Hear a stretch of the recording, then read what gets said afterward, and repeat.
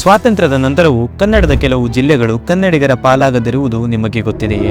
ಇದು ಆರ್ಬಿ ಕಾಲೇಜ್ನ ಕನ್ನಡ ಸಂಘ ನಡೆಸುತ್ತಿರುವ 31 ದಿನ 31 ಏಕೀಕರಣ ಕಥೆಗಳು ಸರಣಿಯ ದಿನ 10.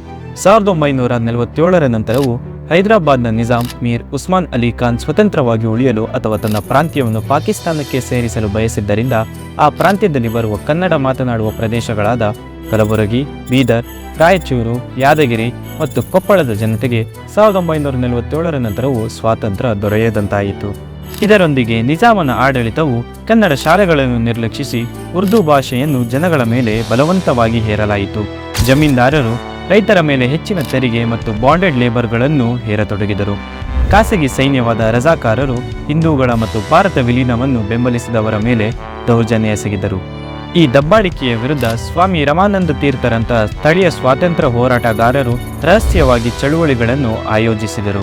ಸರ್ದಾರ್ ವಲ್ಲಭಭಾಯಿ ಪಟೇಲ್ ಅವರ ನೇತೃತ್ವದಲ್ಲಿ ಸೆಪ್ಟೆಂಬರ್ 13, 1948ರಂದು ಆಪರೇಷನ್ ಪೋಲೋ ಪ್ರಾರಂಭವಾಯಿತು. ಇದರ ಕೇವಲ 5 ದಿನಗಳಲ್ಲಿ ನಿಜಾಮನು ಶರಣಾದನು.